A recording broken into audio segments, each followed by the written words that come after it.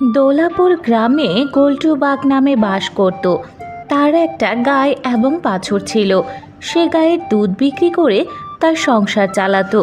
কিন্তু সে অনেক লোভী, সব দুধ দুইয়ে নিত, তার বাচ্চার জন্য দুধ রাখতো না। একদিন সেই বাচ্চা কান্না করতে থাকে আর বলে, মা, আমার অনেক খিদে লেগেছে। আমি তো তোমার দুধ খেতে পারছি না। এখন আমি কি খাবো? খিদের জ্বালা আর ভালো লাগছে না। আমাকে কিছু খেতে দাও মা, আমাকে কিছু খেতে দাও। এই কথা শুনে গায় অনেক দুঃখী হয়ে যায়। হায় আল্লাহ, এই লোভী বাঘের মনে একটুও দয়া হয় না। আমার বাচ্চার প্রাপ্য অধিকারের দুধ দুইয়ে বিক্রি করছে, আর আমার বাচ্চা না খেয়ে থাকছে। আর সেই গ্রামের বাবাহারা টুম্পা তার মায়ের অসুস্থতায় দিশেহারা। ডাক্তার বলেছে তার মাকে প্রতিদিন নিয়মিত গাইয়ের দুধ খাওয়াতে হবে, তাহলে তার মা সুস্থ হতে পারে। আজকাল দুধের দাম বেড়েই চলেছে। প্রতিদিন দুধ কিনে খাওয়া আমাদের পক্ষে সম্ভব না। আমি একটা কাজ করি, আমাদের জমানো টাকা দিয়ে একটা গাই গরু কিনে নিয়ে আসি, আর সেই গরু লালন পালন মোটা তাজা করে বিক্রি করে দেব। ততদিন মাকে দুধ ফ্রিতে খাওয়াতে পারবো। এতে করে আমাদের জমানো টাকাগুলো বেঁচে যাবে। এরপর টুম্পা গোল্টু বাঘের কাছে যায়। আরে টুম্পা, কি ব্যাপার? তুই আমার এখানে আসলি যে? ও তেমন কিছু না বাঘ কাকু, আমার মা অসুস্থ। ডাক্তার বলেছে আমার মাকে বেশি বেশি করে দুধ খাওয়াতে হবে, তাহলেই আমার মা সুস্থ হতে পারে। এই জন্য আমি তোমার গরুটা কিনতে এসেছি। কি বলছো টুম্পা? এই গরুর দুধ বিক্রি করে তো আমার সংসার চলে। এই গরু বিক্রি করব আমি? তুই কি করে ভাবলি? না, আমি বিক্রি করব না। বাঘ কাকু, তুমি এমন বলো না। এই মুহূর্তে আমার গাই গরুর খুবই প্রয়োজন। তুমি যা দাম চাইবে তাই দেব। আমি হাটে থেকে কিনতে পারতাম, কিন্তু হাট এখন নয়, আরও 1 সপ্তাহ পর হাট বসবে। ততদিন অপেক্ষা করা সম্ভব নয়। দয়া করে তোমার গরুটা আমার কাছে বিক্রি করে দাও। আরে বাহ, যত টাকা চাইবো তত টাকা দিবে? আমি একটা কাজ করি, এই গরুটাকে তার কাছে বিক্রি করে দিই। দরকার হলে আমি আরো গরু কিনবো। এখন বেশি দাম পাচ্ছি, এখনই ওকে দিয়ে দেই। হ্যাঁ হ্যাঁ, আমি রাজি। তবে আমার একটা শর্ত আছে, গরুটি তোমাকে দিব, কিন্তু তার বাচ্চা দেব না। বাচ্চাটি আমার কাছে থাকবে। এ কি বলছো বাঘ কাকু? মা তার বাচ্চাকে আলাদা করে দেবে? এটা ঠিক না, এটা অন্যায়। তোমার দরকার হলে নিতে পারো, না হলে আসতে পারো। তোমার কাছে সময় নষ্ট করার মতো আমার সময় নেই। টুম্পা কোনো কিছু না ভেবে তার অসুস্থ মায়ের জন্য গরুটি নিয়ে যায়, আর বাড়িতে এনে গরুটি টোটালি খাওয়া দাওয়া বন্ধ করে দেয়। আর তার বাচ্চার কথা ভেবে সব সময় চোখ দিয়ে পানি পড়ে।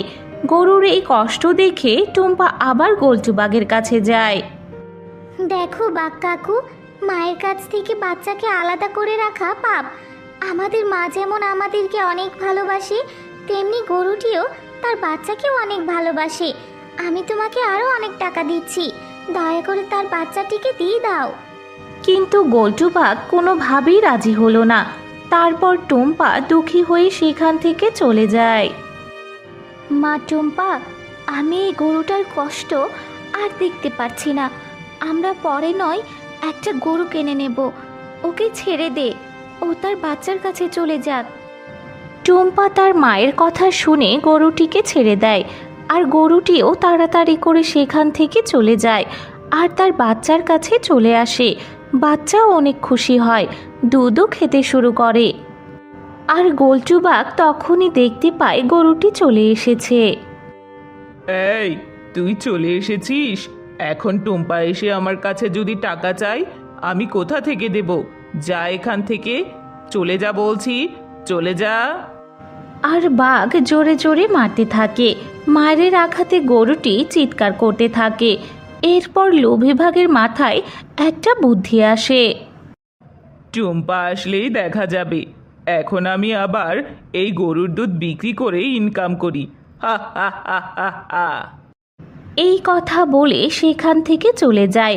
আর গরুটি মার খেয়ে দুঃখী হয়ে বলে, কত নিষ্ঠুর আমার মালিক, আমাদের প্রতি একটুও দয়া হয় না। আমার দুধ বিক্রি করেই সে টাকা ইনকাম করে, আর আমাদের উপরেই এত অত্যাচার করে। হে আল্লাহ, আমি আর সহ্য করতে পারছি না। তুমি এখান থেকে আমাদের মুক্তি দাও, তুমি মুক্তি দাও আমাদের এখান থেকে। এই বলতে গরুটি একটা গায়েবী আওয়াজ শুনতে পায়। তুমি কোনো চিন্তা করো না, আজ থেকে তোমার উপরে কোনো অত্যাচার হবে না। আর সেই লোভী বাঘ তার পাপের সাজা সে অবশ্যই পাবে। তুমি কোনো চিন্তা করো না, আমি তোমাকে একটা জাদুর গরু বানিয়ে দিচ্ছি। আজ থেকে তোমার সমস্ত গোবর সোনা হয়ে যাবে। এরপর গরুটি জাদুর গরু হয়ে যায়। পরের দিন গোলটু বাঘ এসে দেখে গরুর সমস্ত গোবর সোনা হয়ে গেছে। আরে, এ কি দেখছি আমি? এত সোনা! আমার কপাল তো খুলে গেল। এবার আমি অনেক ধনী হয়ে যাব। হা হা হা হা হা। এত সোনা দেওয়া গরু টুম্পাকে কেনই বা দিব? তার টাকা তাকে ফেরত দিব। এরপর গোলটু বাঘ সমস্ত সোনা এক জায়গায় করে বিক্রি করতে নিয়ে যায়। আর এত সোনা দেখে দোকানদার মনে মনে ভাবে, আরে আরে, এত সোনা!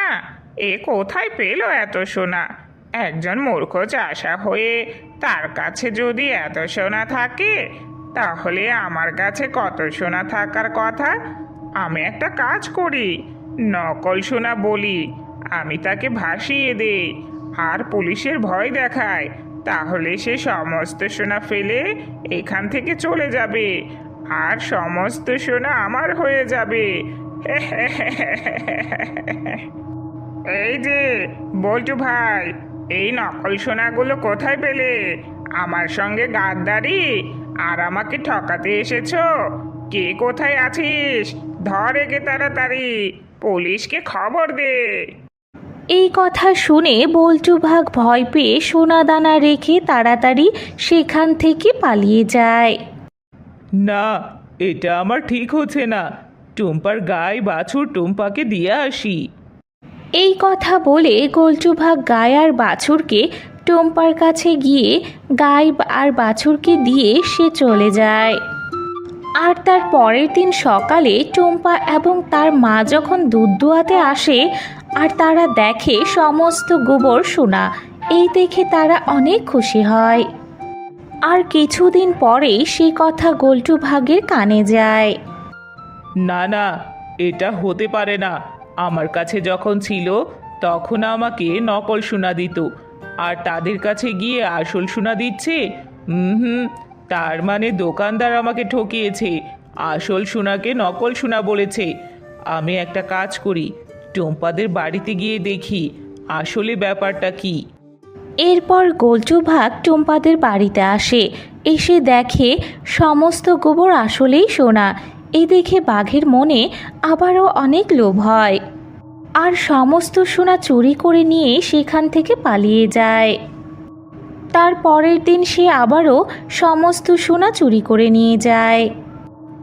আমি তো ভুল করছি, আমার মালিক টম্পাকে ধোকা দিচ্ছি।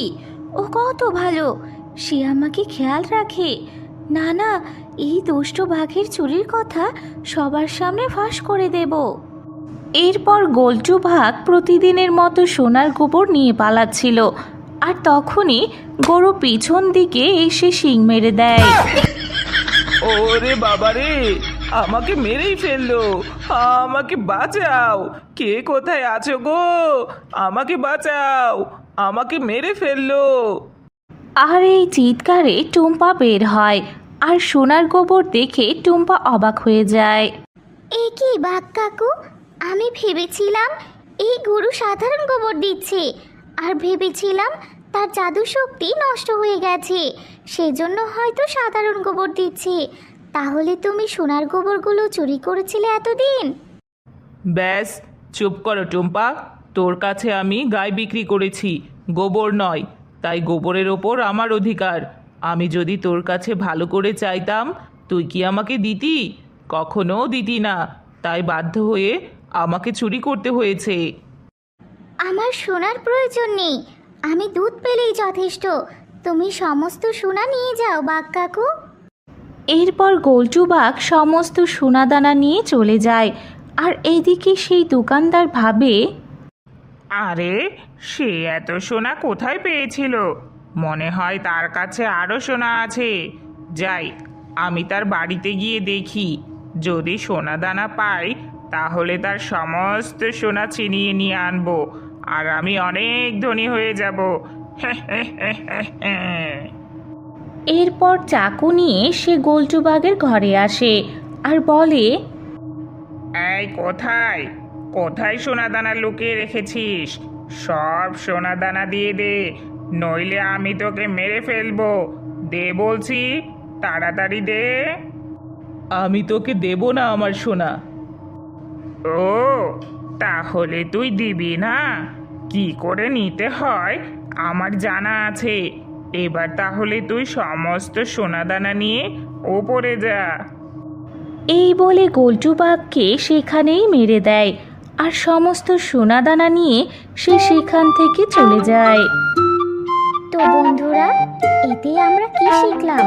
লোভে পাপ, পাপে মৃত্যু।